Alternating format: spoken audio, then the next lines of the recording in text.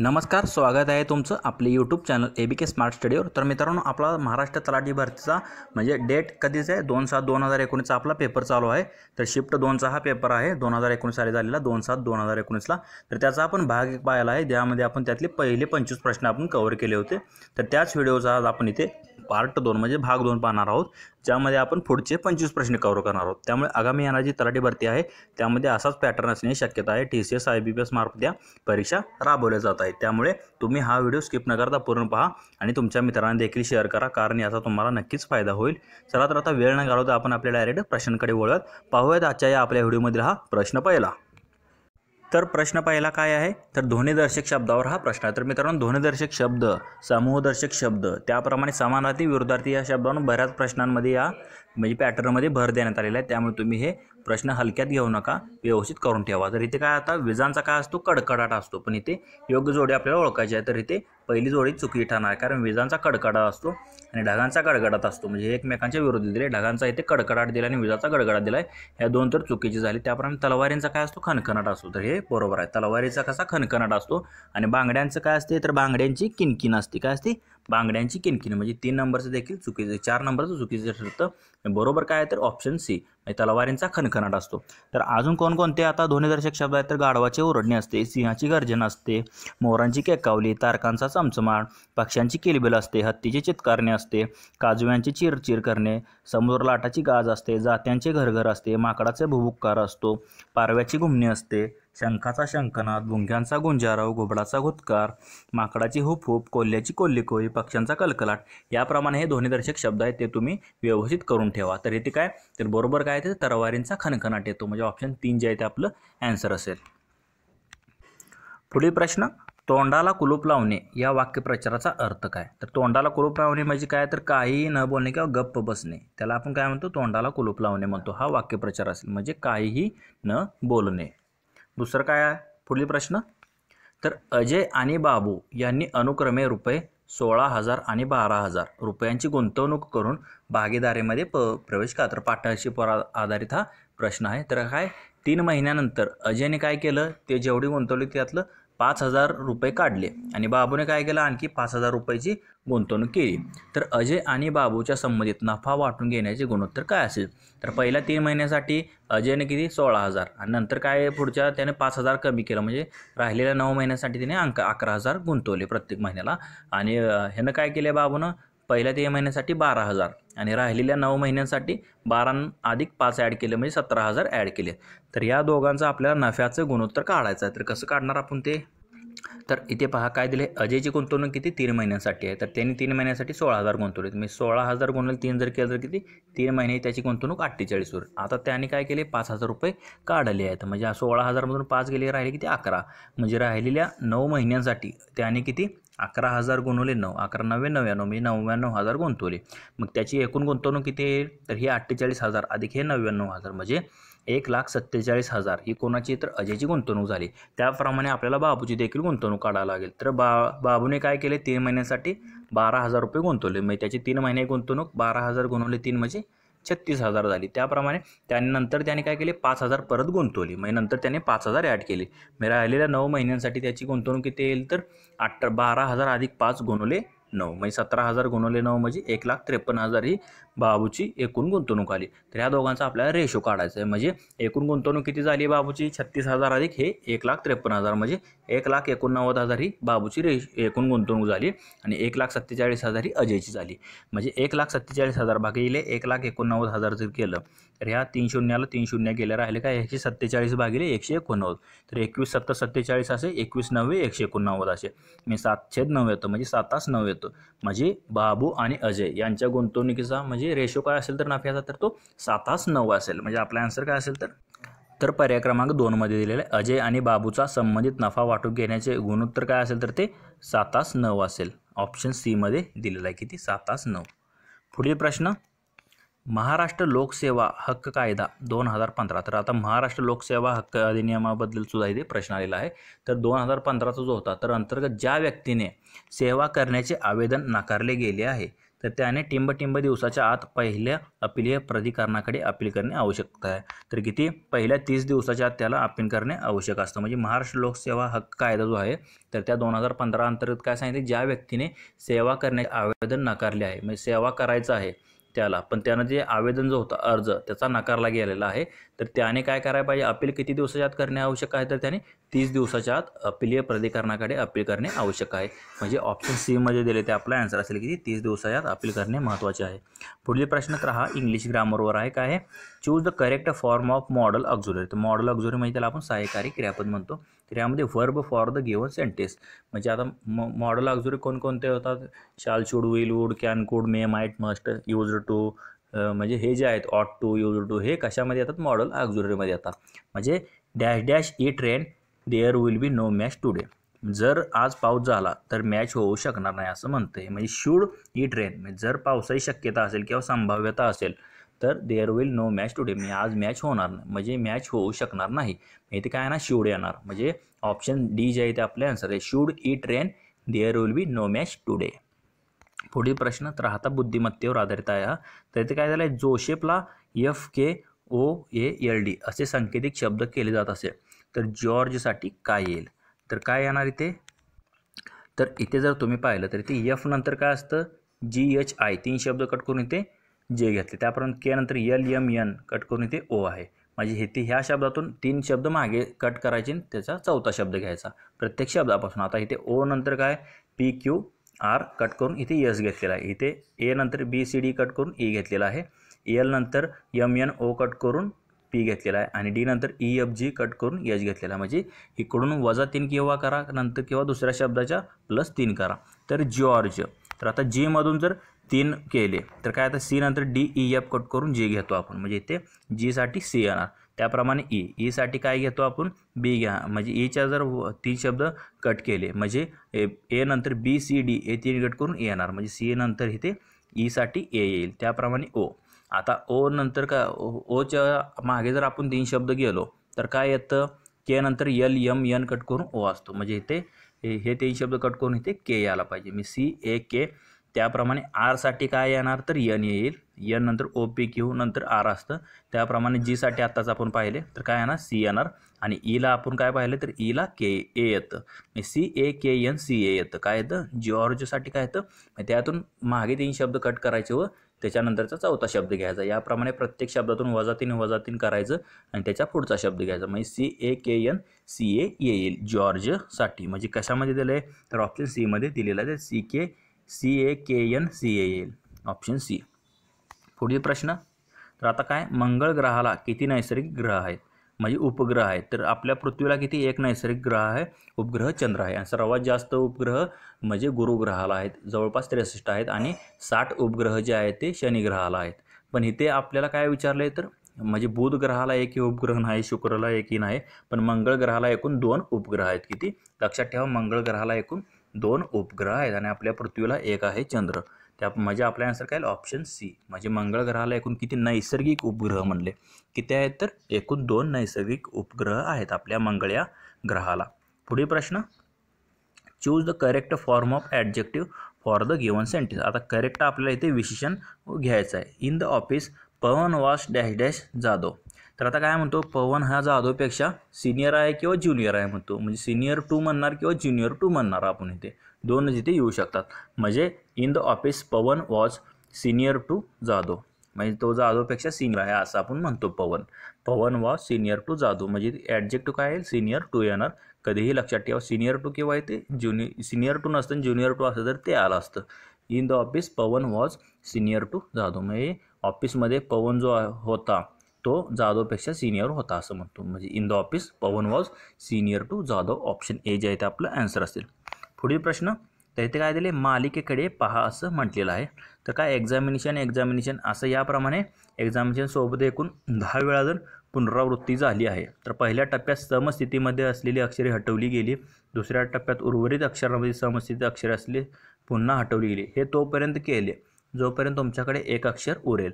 तर ते अक्षर कोणते आहे, म्हणजे समजा आता 1 2 3 4 5 6, म्हणजे 6 अक्षर आहेत तुमच्याकडे. पहिल्यांदा समसानी कोणते आहेत, 2 4 6, हे वगळायचे, राहतात किती, 1 3 आणि 5 राहतात. आता परत समस्थानी कोणता आहे 2.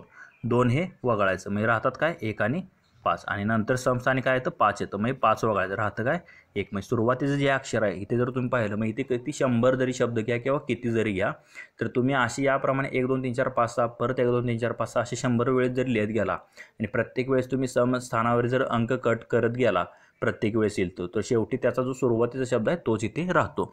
मग इथे तुम्ही तीच ट्रिक इथे फॉलो करू शकता. आता एक्झामिनेशन काय आहे इथे एक्झामिनेशन इथं आपण आता लिहून पाहूयात. तर त्यापेक्षा आता इथे शब्द दिलेला आहे एक्झामिनेशन. इथे जर तुम्ही पाहिलं तर इथे समस्थानी काय येतं तर इथे समस्थानी X M N T O आणि यस येतं. म्हणजे राहिलेले जर शब्द तुम्ही घेतले म्हणजे हे विषम स्थानचे अंक एवढे मिळतात EAIAIN. ह्यातले जर परत समस्थानचे हे A आणि N कट केले तर राहतं काय EI आणि I राहतं फक्त. मग ह्यातनं परत समस्थानचा मधला कट केला तर राहतं काय फक्त E आणि I. नंतर परत समस्थानचा कुठला 2 नंबरचा I आहे I जर कट केला तर राहतं फक्त A. म्हणजे कितीपर्यंत तुम्ही शब्द घ्या जो पहिला शब्द आहे तोच इथे राहणार आहे. म्हणजे समस्थानचे अक्षर जर कट करत घे तर कोणता आहे तर पहिला इथे काय राहतो एक्झामिनेशनचा E. म्हणजे इथे शेवटी काय राहणार आहे तर इथे ई राहणार आहे. म्हणजे इथे ऑप्शन काय आहे तर 4 जे आहे ते आपलं आन्सर असेल ई राहील शेवटी कोणता ई शब्द राहतो.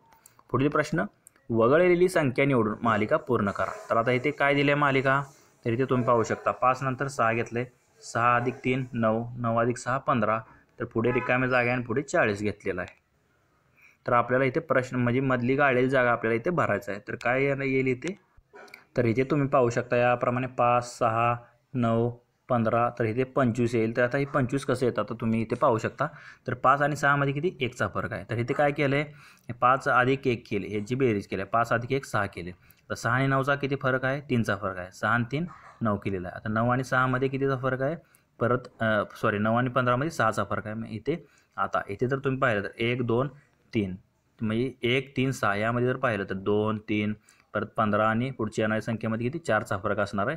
आणि पुढची 25 आणि पुढची येणार म्हणजे इथे 10 आणि 5 म्हणजे इथे खालचा जो फरक आहे तर तो 2 3 4 5 1 प्रमाणे वाढतो. म्हणजे ह्यातला फरक किती आहे 1. इथे फरक किती 2ने वाढला परत इथे 3ने वाढला आहे परत इथे 6 आणि 10 म्हणजे पुढे काय होणार तर ही 5 आणि 6 आलं 6 आणि 3 हे 9 आलं. त्याप्रमाणे ह्या 9 आणि 15 मध्ये 6चा फरक आहे. म्हणजे 9 6 आणि 4 किती 10. मग ह्या 15 मध्ये हे 10 जर ॲड झालं तर पुढची संख्या मिळू शकते आपल्याला. म्हणजे 15 आणि 10 किती 25 यायला पाहिजे. त्याप्रमाणे आता ह्या 10 मध्ये पुढे 4 हे इथे 5चा फरक आहे 10 आणि 5 15 म्हणजे हे 15 तुम्ही 25 मध्ये ॲड केलं तर पुढची संख्या 40 भेटते. म्हणजे याप्रमाणे ही ट्रिक बरोबर आहे. म्हणजे इथे काय रिकाम्या जागी काय येतं तर ते 25 येतं. म्हणजे आपला आन्सर काय पाहिजे तर पर्याय क्रमांक 2 मध्ये दिलेला आहे. तर काय येईल इथे रिकाम्या जागी तर तिथे 25 येईल मालिका. पुढील प्रश्न तर आता माहिती अधिकार संबंधित हा प्रश्न आहे. तर माहिती अधिकार तुम्हाला आहे तर TCS IBS पॅटर्नमध्ये. त्यामुळे माहिती अधिकार अधिनियम 2005चा जो आहे तर त्याच्याबद्दल संपूर्ण माहिती काढून ठेवा कारण त्यावर एखादा प्रश्न विचारण्यात आलेला आहे प्रत्येक परीक्षेमध्ये. तर इथे तुम्ही पाहू शकता RTI म्हणजे राईट टू इन्फॉर्मेशन ॲक्ट म्हणतो त्याला. म्हणजे माहिती अधिकार अधिनियम 2005च्या कोणते कलम तृतीय पक्षाच्या माहिती अवस्था पाहते. तर यामधली जी कलमे आहे तर ते तुम्ही व्यवस्थित करून ठेवा. तर यामधलं जे कलम आहे तर ते तृतीय पक्षाच्या माहितीची व्यवस्था पाहते. तर कुठलं कलम आहे तर ते कलम 11 जे आहे तर ते तृतीय पक्ष आहेत. म्हणजे तृतीय पक्षाच्या माहितीची व्यवस्था कोण पाहते तर माहिती अधिकार अधिनियम 2005 मध्ये तर ते कलम 11 जे आहे ते तृतीय पक्षाच्या माहितीची व्यवस्था पाहते. कलम 11 माहिती अधिकार अधिनियम मधील कलम 11 जे आहे ते तृतीय पक्षाच्या माहितीची व्यवस्था पाहते. म्हणजे ऑप्शन बी जे आहे ते आपलं आन्सर असेल. पुढील प्रश्न choose the option with the appropriate suffix to complete the given sentence. आता सफिक्स म्हणजे काय तर त्याला प्रत्यय म्हणतो. प्रत्यय घटित शब्द मराठीत म्हणतो आपण. प्रत्यय नंतर लागतो त्याला सफिक्स म्हणतो. आणि प्रिफिक्स म्हणजे काय तर उपसर्ग घटित म्हणतो. म्हणजे पूर्व प्रत्यय असतो त्याला प्रिफिक्स म्हणतो आणि नंतर प्रत्यय लागतो त्याला आपण सफिक्स म्हणतो. आता इथे काय दिले children who do not perform well in the examination need to a lot of encourage. आता एनकरेजला पुढे काय आहे मेंट असतं एनकरेजमेंट असतं. म्हणजे मुले जे आहेत ते त्यांचा परफॉर्मन्स कसा आहे परीक्षेमध्ये त्यांचा परफॉर्मन्स चांगला नाही आहे. मग त्यांना कशाची गरज आहे तर त्यांना प्रोत्साहन देण्याची गरज आहे म्हणतो आपण मुलांना. कारण त्यांचा परीक्षेत कमी आहे म्हणजे त्यांचा जो निकाल आहे तो कमी आहे मुलांचा परीक्षेमध्ये. मग त्यांना आपण प्रोत्साहन देण्याची गरज आहे म्हणतो. मग एनकरेजचं काय तर एनकरेजमेंट येतं. म्हणजे डीमध्ये दिले तो प्रत्यय लागेल त्यासाठी सफिक्स काय येईल तर मेंट येईल. एनकरेजमेंट म्हणतो प्रोत्साहन दिलं पाहिजे मुलांना कारण त्याचा परफॉर्मन्स त्यांचा चांगला नाही आहे आत्ताच्या एक्झाममध्ये. म्हणून त्यांना प्रोत्साहन देणं गरजेचं आहे. म्हणजे एनकरेजमेंट येईल तिथे काय MENT हा सफिक्स लागेल. पुढील प्रश्न choose the correct form of tense for the given sentence. तर आता इथे टेन्सबद्दल हा क्वेश्चन आहे इंग्लिश ग्रामरचा. तर काय आता करेक्ट टेन्स फॉर्म आपल्याला एवढा it is dash dash it is आता इथे सरळ आता इट इज काय नाही इट इज येणार डायरेक्ट. इट नंतर असतं is. It is impossible dash dash a crying baby. तर काय it is impossible to ignore a crying baby. म्हणजे रडणाऱ्या बाळाला दुर्लक्षण करणं हे अशक्य आहे असं म्हणतो. म्हणजे रडणारी जी लहान मुलं आहे तर त्याला कंट्रोल करणं ते काय अशक्य आहे, किंवा त्याच्याकडे लक्ष न देणं किंवा त्याला इग्नोर करणं हे काय आहे तर ते त्याच्याकडे दुर्लक्ष करणं हे अशक्य आहे म्हणतो आपण. It is impossible to ignore a crying baby. मग इथे काय येणार इज आणि इग्नोर येणार. काय येणार इज आणि इग्नोर. म्हणजे डी मध्ये दिले ते करेक्ट येते टेन्स फॉर्मल. म्हणजे it is impossible to ignore a crying baby. म्हणजे रडणाऱ्या मुलांना दुर्लक्ष करणं हे अशक्य आहे. पुढील प्रश्न, तर हा देखील इंग्लिशवरचा प्रश्न आहे. तर काय choose the most suitable determiner for the given sentence. तर आता इथे योग्य आपल्याला डिटर्मिनरचा वापर करायचा आहे. तर इथे काय दिलं आहे तर as he is an introvert. आता इंट्रोवर्ट म्हणजे काय आहे तर कमी बोलणारा व्यक्ती किंवा मितव्ययी म्हणतो ज्याला आपण. म्हणजे कमी बोलणारा, म्हणजे जास्त लोकांशी संबंध ठेवणारा, एकटा राहणारा त्याला आपण काय म्हणतो इंट्रोवर्ट म्हणतो. म्हणजे स्वतःची गोष्ट स्वतःपाशीच ठेवणारा. ही is not popular and has dash dash friends. आता का इंट्रोवर्ट म्हणजे कमी बोलणारे जे लोक असतात तर ते काय म्हणजे जास्त कमी बोलण्यामुळे कोणाच्या नजरेत येत नाहीत, म्हणजे ते कमी प्रसिद्ध असतात आणि त्यांचे कमी मित्र देखील असतात. तर इथे काय येणार and he has few friends येणार. काय नाही ते फ्यू येणार. म्हणजे as he is an introvert he is not popular and he has few friends. म्हणजे तो इंट्रोवर्ट म्हणजे तो मितव्ययी असल्यामुळे तो जास्त म्हणजे प्रसिद्ध पण नाही, म्हणजे त्याची कोणाची जास्त ओळखही नाही आणि त्याचे जास्त मित्रही नाहीत म्हणतो. म्हणजे ते काय फ्यू म्हणजे त्याचे थोडे मित्र आहेत म्हणतो. ही हॅज फ्यू फ्रेंड्स म्हणजे काहीच थोडेच मित्र आहेत त्याचे, म्हणजे मोजता येणार आहे. As he is an introvert he is not popular and has few friends येतं इथे, म्हणजे फ्यू येईल इथे. पुढील प्रश्न, तर आता मराठी ग्रामरवरचा आहे. काय चा ची चे चा ची हे कोणत्या विभक्तीचे प्रत्यय आहेत. षष्टी विभक्तीमध्ये काय चा ची चे चा ची हे प्रत्यय षष्टी विभक्तीमध्ये लागतात. काय म्हणजे मालकी हक्क दर्शवण्यासाठी आपण याचा वापर करतो. म्हणजे चा ची चे चा हे कशामध्ये आहे तर ते विभक्तीचे षष्टी विभक्तीचे ते प्रत्यय आहेत. तर षष्टीमध्ये कारकार्थ कोणता असतो तर तो संबंध असतो, म्हणजे की मालकी हक्क दर्शवण्यासाठी षष्टी वापरतो. आता प्रथमामध्ये कारकार्थ कर्ता असतो, यामध्ये कोणताही प्रत्यय नसतो. द्वितीयमध्ये काय असतं तर द्वितीयमध्ये कर्म असते कारकार्थ आणि स ल ते सहला ते हे प्रत्यय लागतात. त्याप्रमाणे तृतीयमध्ये काय तर नेयशी निशी इही हे प्रत्यय असतात आणि कारण असते, म्हणजे कशाने चाकूने नेयशी निशी हे प्रत्यय असतात. चतुर्थीमध्ये कारकार्थ संप्रदान असतो. संप्रदान म्हणजे काय दान करणे म्हणतो त्याला. त्याप्रमाणे चतुर्थीमध्ये सला ते सलाना ते प्रत्यय असतात. पंचमीमध्ये अपादान असते म्हणजे वियोग त्याला म्हणतो. ऊन हे प्रत्यय लागतात, त्यामध्ये वियोग अधिक म्हणजे कारकार्थ काय असतो त्याचा अपादान असतो. षष्टीचा संबंध सप्तमीचा काय असतो अधिकरण असतं, म्हणजे त या हे प्रत्यय लागतात. आणि संबोधन म्हणजे आपण एखाद्याला हाक मारण्यासाठी त्याचा वापर करतो, म्हणजे नो हा प्रत्यय असतो संबोधनमध्ये, म्हणजे संबोधन विभक्तीमध्ये कारकार्थ त्याचा हाक असतो, म्हणजे त्याला हाक मारण्यासाठी आपण त्याचा वापर करतो नो. तर चाची चेचा हे कोणत्या विभक्तीचे प्रत्यय आहेत तर ते षष्टी विभक्तीचे प्रत्यय आहेत. पुढील प्रश्न, टिंबटिंब वर्षामध्ये राजपूत आणि अफगाण सेनेदरम्यान साम्मेलची लढाई गेली. तर आता हा इतिहासावरील प्रश्न आहे. तर हा म्हणजे प्राचीन इतिहासावरचा प्रश्न आहे. तर इथे काय कोणत्या वर्षामध्ये तर 1544 मध्ये याचा आन्सर आहे. किती 1544 मध्ये वर्षामध्ये जे राजपूत आणि अफगाण सेनेदरम्यान सम्मेलची लढाई लढली गेली. कधी 1544 मध्ये. राजपूत म्हणजे जे आहेत म्हणजे राजपूत जे घराणे त्या राजपूत आणि अफगाण सैन्याची होती, तर त्या अफगाण सेना आणि राजपूत यांच्या दरम्यान कोणती साम्मेलची लढाई झाली. तुम्ही साम्मेल येते ती लढाई झाली होती 1544 मध्ये. तसेच आता आपली जी मराठ्यांची जी महत्त्वाची लढाई झाली म्हणजे अफगाणी विरुद्ध म्हणजे अहमदशहा अब्दाली विरुद्ध, तर ती कधी झाली तर 1761 मध्ये झालेली होती. आणि सर्वात म्हणजे अभूतपूर्व ऐतिहासिक घटना होती, ज्यामध्ये 1.5 लाख लोक मारले गेले होते. म्हणजे यामध्ये आपले मराठ्यांचा जो पराभव झाला होता 1761 मध्ये तो अहमदशहा अब्दालीमुळे, त्यामध्ये भरपूर म्हणजे लोक जे आहे ते मरण पावले होते 1761च्या लढाईमध्ये. म्हणजे मराठाचं जे युद्ध झालं 1761चं त्यामध्ये मराठ्यांचा पराभव झालेला होता. पुढील प्रश्न, DRDOद्वारे टिंबटिंब श्रेणीमध्ये मनुष्य सुवाह्य टँकरोधी मार्गदर्शित क्षेपणास्त्राची म्हणजे MPATGM पहिली उड्डाण चाचणी आयोजित केली होती. तर आता DRDO त्याप्रमाणे इस्रो त्याप्रमाणे नासा त्याप्रमाणे स्पेस जेवढ्या एजन्सी आहेत तर त्या संबंधित प्रश्न करंट अफेअर्समध्ये विचारले जाऊ शकतात. त्यामुळे आता जो TC/IBS याचा जो भर आहे तर तो या ज्या मोहिमा आहे त्या मोहिमांवर देखील भर असण्याची शक्यता आहे. त्यामुळे त्या संबंधित जे सर्व करंट अफेअर्स आहे ते तुम्ही करून ठेवू, कारण एक जरी प्रश्न तुम्हाला काय मेरिटमध्ये म्हणजे तुमचं सिलेक्शन करून देऊ शकतो 1 मार्क परीक्षेमध्ये. तर इथे काय DRDOद्वारे टिंब श्रेणीमध्ये तर कुठे अहमदनगर ज्या आपला जिल्हा आहे तर त्या अहमदनगरच्या ज्या श्रेणी आहेत त्या अहमदनगरच्या श्रेणीमध्ये मनुष्य सुवाह्य टँकरोधी मार्गदर्शित क्षेपणास्त्राची पहिली उड्डाण चाचणी आयोजित केली होती. म्हणजे मनुष्य नसलेली जी टँक होती ते मनुष्यविरहित ज्याला म्हणतो तर त्याची त्या क्षेपणास्त्राची पहिली उड्डाण चाचणी आयोजित केली होती तर DRDOद्वारे. तर ती कुठे तर ती अहमदनगर येते. तर DRDO ही काय तर डिफेन्स रिसर्च डेव्हलपमेंट ऑर्गनायझेशन ही संस्था आहे आपली.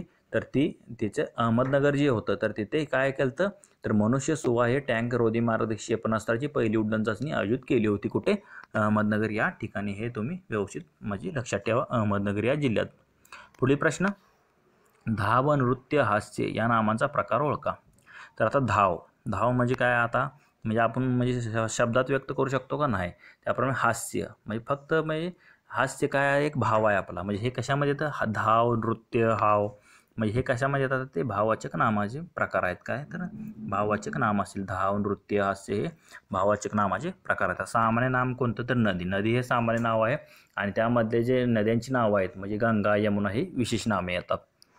पुढील प्रश्न, तर आता हा मस्त म्हणजे एकदम चांगला प्रश्न आहे, क्वालिटी प्रश्न आहे. तर इथे तुम्ही पाहू शकता, एक काम 12 तर ब 16 दिवसात पूर्ण करतो. म्हणजे एक काम 12 दिवसात पूर्ण करतो, ब तेच काम 16 दिवसात पूर्ण करतो. आता त्या दोघांनी ते काम 6,000 रुपयांसाठी घेतले, म्हणजे उक्त घेतलेलं आहे. त्या दोघांनी ते काम करण्यासाठी 6,000 रुपये घेतलेले आहेत आणि त्यांनी काय केलं, कच्या मदतीने त्यांनी ते काम किती 6 दिवसात पूर्ण केले. म्हणजे कला त्यांनी 6,000 घेतलं आणि तिसरा एक व्यक्ती क त्यामध्ये ॲड केला व त्या तिघांनी मिळून काय केलं, ते काम 6 दिवसात संपवलं. आणि काय केलं तर त्यामध्ये काय केलं तर आता बचा वाटा किती आपल्याला काढायचा आहे. म्हणजे त्या 6,000 पैकी बला किती रुपये असेल, म्हणजे बचा वाटा किती असेल तो आपल्याला काढायचा आहे. तर हे आता आपण कसं काढणार, तर हा एकदम डिटेलमध्ये आपण त्याच प्रश्न सोडवला आहे. तर इथे तुम्ही पाहू शकता, तर अला काम करण्यासाठी किती 12 दिवस लागतात. म्हणजे तो संपूर्ण काम 12 दिवसात पूर्ण करतो. मग अचं एका दिवसाचं काम काय असणार आहे तर 1/12 काम असणार आहे. म्हणजे एका दिवसाला तो 1/12 काम करणार आहे. त्याप्रमाणे बला किती 16 दिवस लागतात. म्हणजे मग बचं एक दिवसाचं काम काय होणार तर 1/16 दिवस होणार आहे. आणि व ब दोघांनी ते मिळून काम जर काय केले तर ते 6,000 रुपयाला त्या दोघांनी उक्त घेतले आणि त्यांनी काय केले, ते काम कच्या सहाय्याने काय केले 6 दिवसात पूर्ण केले. म्हणजे ब क तिघांनी मिळून ते काम 6 दिवसात पूर्ण केले.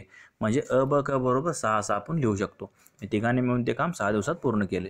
म्हणजे कचे काम आपण काय करायचं आता 100 दिवस मानायचं, कारण अचं 1 दिवसाचं काम म्हणजे क किती 100 दिवसात संपवेल असं आपण मानूया. म्हणजे 12 दिवसात संपवतो, ब 16 आणि क आपण 100 दिवस मानलं. मग कचे 1 दिवसाचे काम काय होईल, तर क जर 100 दिवसात काम संपत असेल तर त्याचं 1 दिवसाचं काम काय होणार, तर ह्यांचं कसं 1/12 1/16 होतं 1 दिवसाचं काम, तसं कचं 1 दिवसाचं काम 1/1 काम येईल.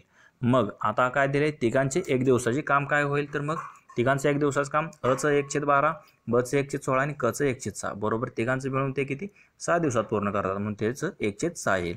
हे तिघे मिळून करतात. ह्या तिघांचं इथे काम आलं 1/12 अधिक 1/16 अधिक 1/1 बरोबर 1/6 हे तिघे मिळून काम करतील.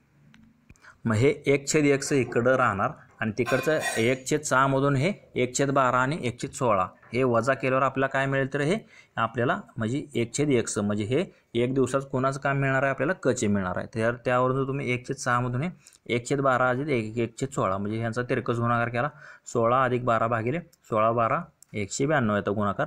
म्हणजे 1/6 वजा हे 16 अधिक 12 28 भागिले 192 म्हणजे 1/1 बरोबर हे यांचा देखील तिरकस गुणाकार करा. 192 वजा 28 संग 168 वजा 6 गुणिले 192 केलं तर ते 1152 येतं. म्हणजे 1/1 बरोबर हे 24 राहतं आणि खाली 1152 राहतं.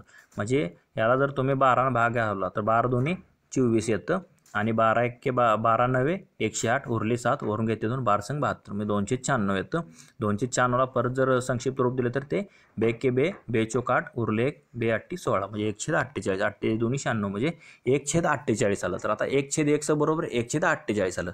तर 1 बरोबर काय येणार मग 48 येणार. म्हणजे सी जो आहे तो एकटा काम किती तो काम तो 48 दिवसात संपवेल. म्हणजे आपल्याला इथे सीचं तो किती दिवसात संपवेल हे काम मिळालेलं आहे.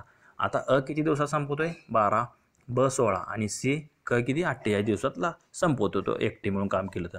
या तिघांचा जर आपण लसावी घेतला तर तो किती येतो 48 येतो. जो लसावी असतो ह्या तिघांचा तर तो काय असतं एकूण काम असतं. तिघांना ते 48 काम आहे ते तिघांना मिळून करायचं आहे. तर आता मग अचं एक दिवसाचं काम काय आहे तर जेवढं काम आहे किती एकूण काम 48 आहे त्याला आपल्याला किती 12ने भागावं लागेल कारण 12 दिवसात पूर्ण करतोय.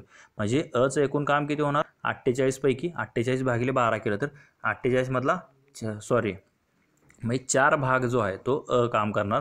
त्याप्रमाणे म्हणजे एक दिवसाचं काम अचं 48 भागिले 12 म्हणजे 4 काम असेल. बचं किती असेल 48 भागिले 16 म्हणजे 3 काम असेल बचं एक दिवसाचं. आणि कचं काय असणार 48 भागिले 48 म्हणजे 1 काम. म्हणजे क एक दिवसाला एकच काम करेल. आता तिघे मिळून तिघांचं काम किती होईल अचं 4 म्हणजे तिघांचं मिळून एक दिवसाचं काम किती होतं त्यांचं अचं 4 बचं 3 आणि कचं 1 4 आणि 7 आणि 8 आणि 48 8ने भागलं तर किती 6 येतं. म्हणजे तिघे मिळून ते 6 दिवसात करणार हे आपलं आलं. म्हणजे अचं एक दिवसाचं काम 4 बचं 3 आणि कचं 1 म्हणजे एकूण किती 8 काम ते तिघे मिळून एका दिवसाला करतात. तर आता त्यांनी किती 6000 रुपये रक्कम मुक्ती घेतली होती. मग अचा हिस्सा आपल्याला काढायचा. अचा हिस्सा किती असणार आहे तर 6000च्या अचं किती एक दिवसाचं काम आहे 4 आणि एकूण काम किती आहे 8. म्हणजे 6000च्या 4/8 केलं तर आपल्याला अचा हिस्सा मिळेल. म्हणजे 6000 × 4/8 जर केलं तर 6 24 24000 भागिले 8 म्हणजे 3000 रुपये हे काय झालं तर अचा हिस्सा असेल. बचा हिस्सा काय आहे ना 6000च्या बचं एक दिवसाचं काम 3 आहे म्हणजे एकूण काम किती 8 आहे तिघांचं एक दिवसाचं. म्हणजे बचा हिस्सा काय असणार एकूण 6000च्या 3/8 पट असणार तर ते 2250 येतं.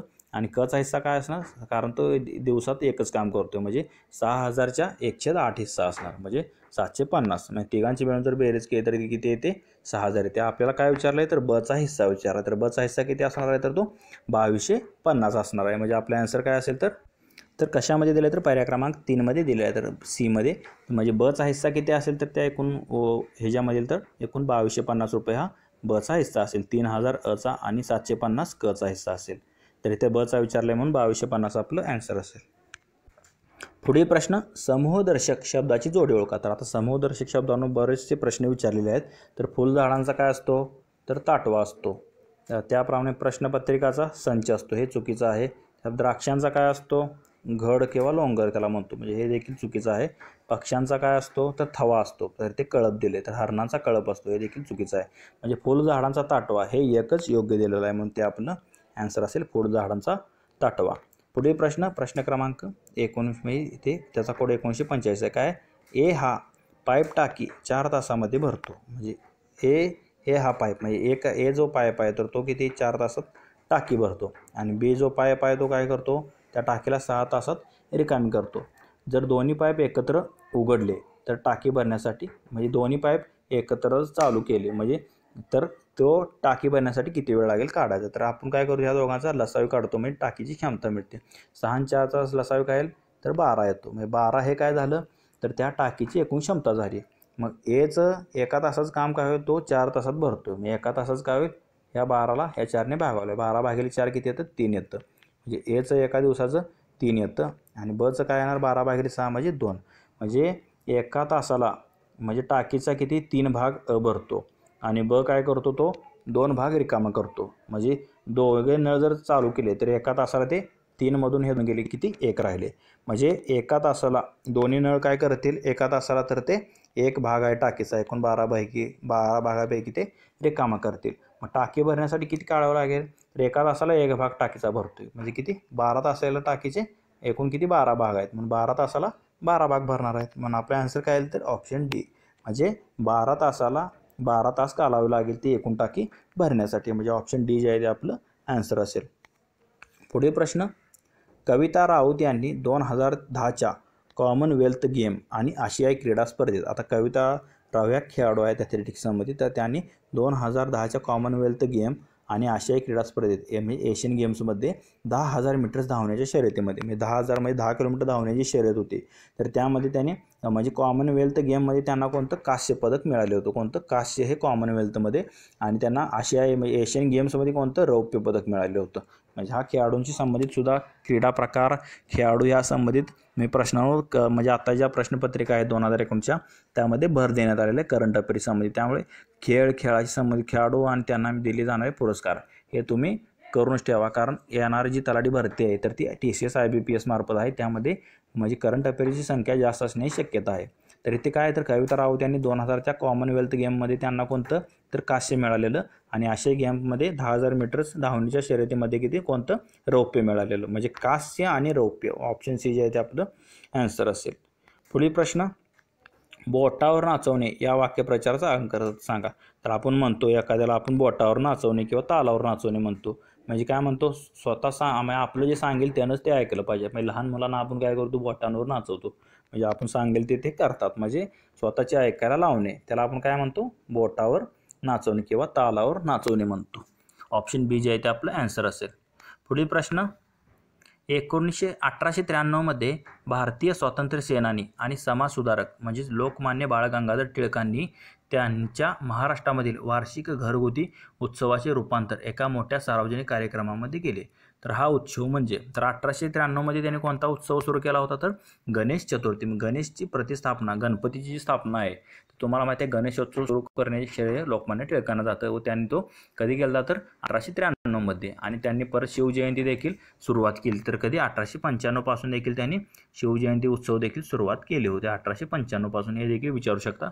पण 1893मध्ये त्यांनी कोणतं तर सार्वजनिक उत्सव आहे तो गणेश चतुर्थी तो सुरू केलेला होता. 1893मध्ये महाराष्ट्रातील वार्षिक म्हणजे घरगुती उत्सव तो त्याने रूपांतर केलं होतं. म्हणजे गणेश चतुर्थीचं म्हणजे मोठ्या सार्वजनिक कार्यक्रमामध्ये त्याचं रूपांतर केलं होतं. म्हणजे पहिला घरगुती बसवले जात होते गणपती, नंतर सार्वजनिक उपक्रमासाठी लोकांना एकत्र येण्यासाठी त्यांनी ते सुरू केले सार्वजनिक कार्यक्रम गणेश चतुर्थी. तसेच त्यांनी 1880मध्ये कोणते न्यू इंग्लिश स्कूलची त्यांनी स्थापना केली होती. 1881मध्ये केसरी व मराठा ही वृत्तपत्रे सुरू केली होती. 1893ला गणेशोत्सव सुरू केला होता आणि 1895ला शिवजयंती सुरू केली होती आणि 1885मध्ये फर्ग्युसन कॉलेजची स्थापना देखील केली होती. म्हणजे या संबंधित लोकमान्य टिळक आहेत. म्हणजे गणेश चतुर्थीची 1893मध्ये त्यांनी स्थापना केली होती. पुढील प्रश्न, आता हा इंग्लिश ग्रामरवरती आहे. काय, choose the appropriate articles to complete the given sentence. तर आर्टिकलवर आता आजचा हा तिसरा प्रश्न आहे. त्यामुळे आर्टिकल हा टॉपिक जो आहे तर येणाऱ्या तलाठी भरतीच्या दृष्टीने हा महत्त्वाचा टॉपिक आहे, त्यावर तुम्ही जरा भर द्या. तर इथे काय विचारलं आहे, शी हॅज 2 चिल्ड्रन. म्हणजे तिला दोन मुले आहेत. Dash dash boy and dash dash girl. Dash dash boy is 2 and the girl is 5. तर आता इथे काय दिले, शी हॅज 2 चिल्ड्रन. म्हणजे पहिल्यांदा काय म्हणाली, अ बॉय अँड गर्ल. मग तिला 2 मुले आहेत, एक मुलगा आणि एक मुलगी. म्हणजे अ बॉय अँड अ गर्ल आहे. म्हणजे ते अ बॉय अँड अ गर्ल आहे. डॅश आता पुढे आता फुल स्टॉप दिला, वाक्य पूर्ण झालं. सुरुवात करताना आता काय घेतो आपण, परत जर आर्टिकल वापरायचं झालं तर त्या म्हणजे नामापूर्वी बॉयसाठी, तर पुढे आपण काय करू, द बॉय करतो. The boy is 2 and the girl is 5. म्हणजे त्यापैकी बॉय म्हणजे 2 मुले आहेत आणि 2 मुली आहेत असं देखील तिथे पुढे सांगितले. She has 2 children, a boy and girl. The boy is 2 and the girl is 5. 2 boy आहेत आणि 5 गर्ल आहेत. म्हणजे ते नंतर जेव्हा वापरतो आर्टिकल तेव्हा अचा आपण पुढे द घेतो. म्हणजे अ आणि द येईल इथे. काय ना, द कशामध्ये दिले, ऑप्शन बी मध्ये दिले ते करेक्ट आर्टिकल असेल. म्हणजे एकमेव गोष्ट जर दाखवायची असेल किंवा परत जर तेच डबल जर शब्द आला असेल तर त्याच्या नंतर आपण द घेतो. पुढील प्रश्न, तर हा आपल्या व्हिडिओमधील हा शेवटचा प्रश्न आहे. तर काय आहे, तर खाली दिलेल्या मालिकेमध्ये अंकाचा एक विशिष्ट क्रम दिलेला आहे. तर त्यानुसार चुकीचा क्रम ओळखायचा आपल्याला. तर आता इथे काय दिलेलं आहे, तर ह्या पहिल्या 2 अंकाची बेरीज करून पुढे केलेली आहे. म्हणजे 1 अधिक 2 पुढे किती 3 लिहिलेला आहे आणि 3 अधिक 2 करून पुढे 5 लिहिलेला आहे. परत 5 अधिक 3 करून पुढे 8 लिहिलेला आहे. 8 आणि 5 पुढे घेऊन पुढे 13 यायला पाहिजे होतं. 8 आणि 5 13 यायला पाहिजे होतं. पण इथे किती दिले, 14 दिले. मग 1 आणि 2 3, 3 आणि 2 5, 5 आणि 3 8, 8 आणि 5 पुढे 13 पाहिजे होतं. म्हणजे इथे चुकीचा अंक कोणता आहे, तर तो 14 दिलेला आहे. म्हणजे ऑप्शन ए जे आहे ते आपलं आन्सर असेल.